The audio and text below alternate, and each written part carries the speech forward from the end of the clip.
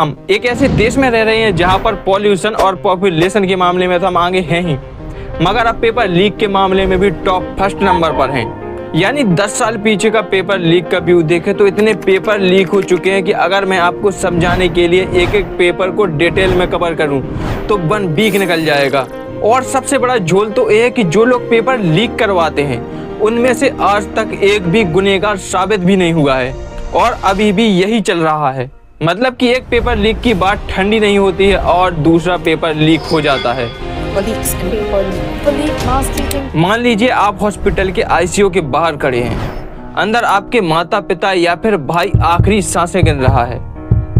Doctor बाहर आता है और कहता है वी आर सॉरी, हम उन्हें नहीं बचा पाए। लेकिन तभी आपको पता चलता है कि उसे मेडिकल कॉलेज में सीट इसलिए मिली थी क्योंकि वो टॉपर था? नहीं, बल्कि इसलिए मिली थी क्योंकि उसके फादर ने 20 लाख रुपए देकर नीट का पेपर खरीद लिया था। कैसा लगेगा आपको? डर लग रहा है ना? यह किसी हॉरर फिल्म की कहानी से कम नहीं है, लेकिन अफसोस यह हमारे देश की कड़वी सच्चाई है और पिछले 2 महीनों से सिर्फ यही चल रहा है। मतलब कि 3 मई को देश का सबसे बड़ा एग्जाम लीक होता है और 12 मई को इसे रद्द किया जाता है और जब 21 जून को री नीट कराया जाता है तो पता चलता है कि आधे बच्चे तो एग्जाम देने ही नहीं आए। और होता भी क्या, जब एक एग्जाम को 2-2 बार कराया जाएगा तो बच्चों का सिस्टम से भरोसा तो वैसे भी उठेगा और भरोसा टूटेगा भी क्यों नहीं, क्योंकि ऐसा तो है नहीं कि यह पहली बार लीक हुआ हो। अगर देखा जाए तो 2002 से लेकर 2026 तक 45 बड़े पेपर लीक हो चुके हैं, 220 डॉक्यूमेंटेड फ्रॉड केसेस और 10 करोड़ स्टूडेंट्स की जिंदगी बर्बाद और सजा सिर्फ एक कन्विक्शन। आज मैं आपको एक एक स्कैम के अंदर तक ले जाऊंगा। पेपर कैसे लीक होता है, कौन करवाता है और क्यों बड़े बंदे आज भी जेल के अंदर नहीं हैं।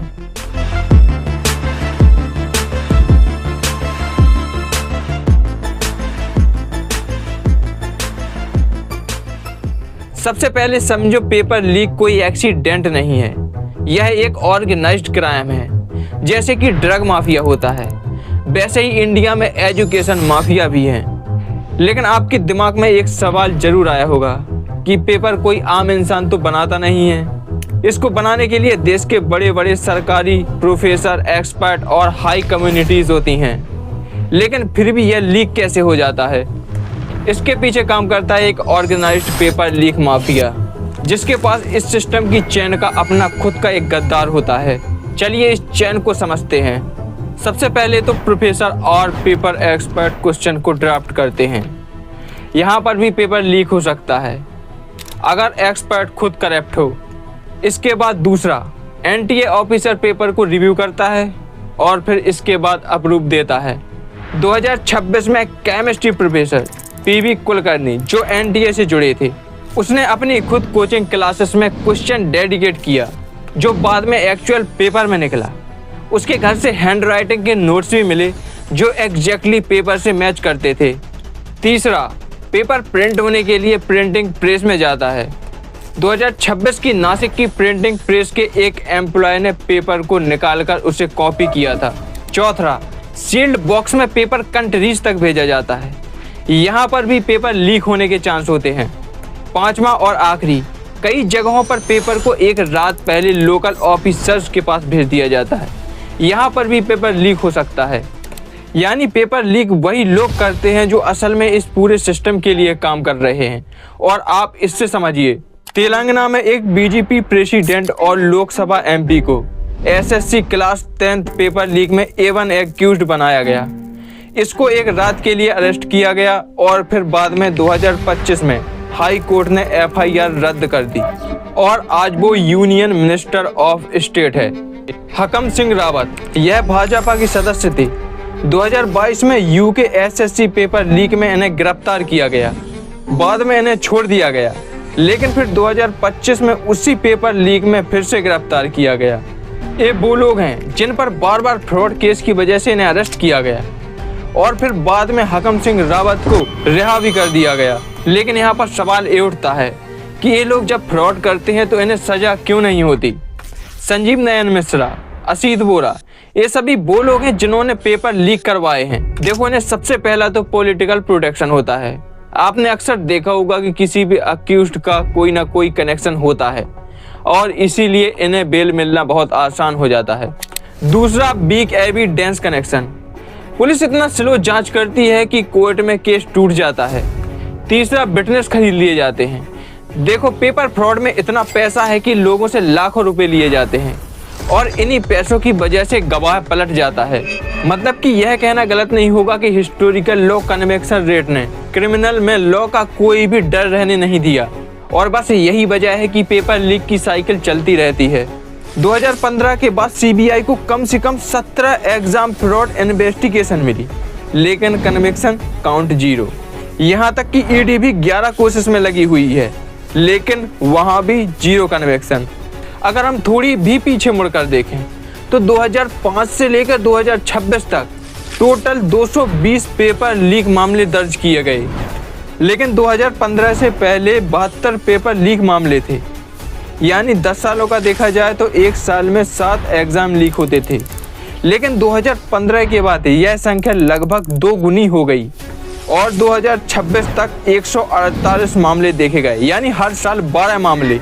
इसे अगर हम परसेंट में देखें तो 2015 के पहले पेपर लीक मामले 32% थे, लेकिन 2015 के बाद यही मामला 70% के पास पहुंच गया। उत्तराखंड में 2015 से पहले एक भी पेपर लीक नहीं, लेकिन अब वहां पर 9 मामले हैं। हरियाणा में भी 2 से बढ़कर 10 हो गए हैं। तेलंगाना में भी पहले मामले दर्ज नहीं थे, लेकिन अब वहां 6 फ्रॉड हैं। पेपर लीक मामला इंडिया के अंदर इतना ज़्यादा बढ़ गया है कि इसे देखने पर लगता है कि यह कोई बच्चे का खेल हो और इसे स्टूडेंट के साथ खेला जा रहा है। और इन्हीं पेपर लीक की वजह से कई स्टूडेंट अंदर से टूट जाते हैं और सुसाइड भी कर लेते हैं। और अभी हाल ही में नीट यूजी पेपर लीक हुआ था 3 मई को। उस पेपर लीक की वजह से 13 स्टूडेंट ने सुसाइड किया है। और नीट पेपर पहली बार लीक हुआ होता तो भी चल जाता, लेकिन नीट पेपर ही लगभग 4 बार लीक हो चुका है, जिसमें से एक पेपर लीक अभी हाल ही में 3 मई को भी हुआ था। In the NEET UG 2026 paper leak case, the CBI has arrested 9 accused. कहानी शुरू होती है 3 मई 2026 से। 24-25 लाख बच्चे इस उम्मीद में एग्जाम हॉल में बैठे हैं कि उनका मेडिकल का सपना पूरा होगा, लेकिन उन्हें नहीं पता है कि उनका पेपर पहले ही बिक चुका है। राजस्थान के स्पेशल ऑपरेशन ग्रुप और बिहार की पुलिस ने जब जांच शुरू की तो होश उड़ाने वाला खुलासा हुआ। व्हाट्सएप और टेलीग्राम पर एक गैस पेपर घूम रहा था। जब एग्जाम के बाद उसे मैच किया गया तो पता चला कि उस गैस पेपर में 140 सवाल बिल्कुल असली पेपर से मैच कर रहे थे। यानी 720 में से 600 नंबर का पेपर पहले ही व्हाट्सएप पर तैर रहा था। जब जांच हुई तो पता चला कि एक एक बच्चे से 30 से 40 लाख रुपए लिए गए। और जब देश में आक्रोश बढ़ा तो सरकार को झटका लगा और 12 मई 2026 को पेपर रद्द कर दिया गया और जांच दे दी गई सबसे बड़ी एजेंसी सीबीआई को। लेकिन इस साल का सबसे घिनौना लीक नहीं बल्कि एनटीए का मैनेजमेंट फेलियर था।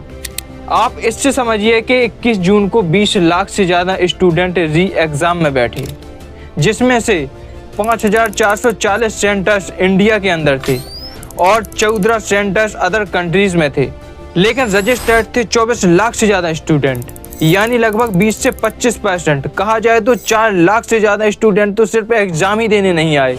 कई कॉलेज तो ऐसे भी थे जहां पर 40% से 50% बच्चे तो एब्सेंट थे। और इतने बच्चे इसलिए एब्सेंट थे क्योंकि मई में पेपर कैंसिल होने के कारण बच्चे मेंटली टूट गए थे। और जब बार बार पेपर कैंसिल होगा तो बच्चों ने आने की हिम्मत ही नहीं की, क्योंकि जब एक बच्चा उम्मीद लेकर पेपर देने जाता है और बाद में पता चलता है कि पेपर लीक होने की वजह से कैंसिल कर दिया गया है तो उसकी सारी उम्मीद मिट्टी में मिल जाती है। वहीं री एग्जाम में सिक्योरिटी इतनी टाइट थी कि कई बच्चों को तो 1 और 2 मिनट लेट होने पर अंदर ही नहीं जाने दिया। वो बाहर रोते रहे ताकि उनके लिए गेट खोल दिया जाए, लेकिन गार्ड को एक बार भी तरस नहीं आया।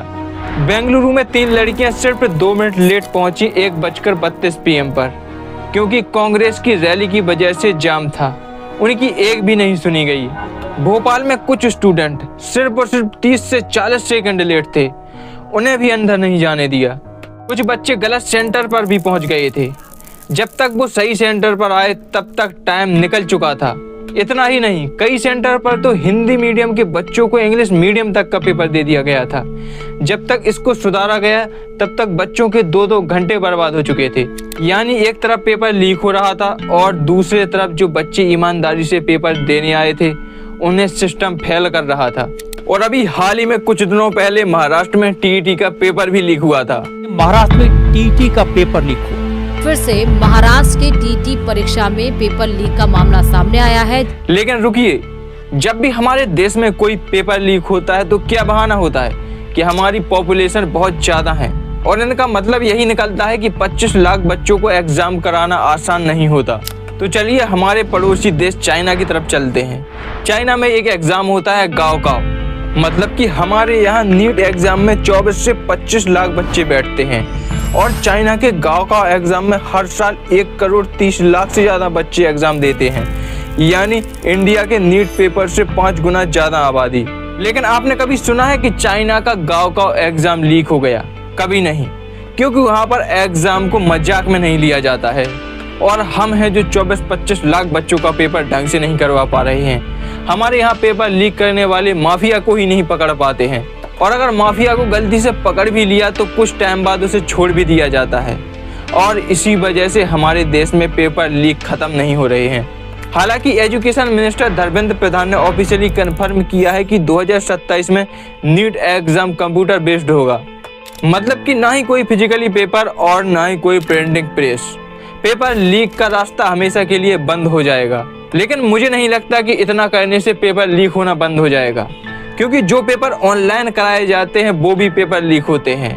आप पीछे मुड़कर तो देखिए, 2017 में एसएससी जीडीएल का स्कैम, वो भी तो कंप्यूटर पर हुआ था।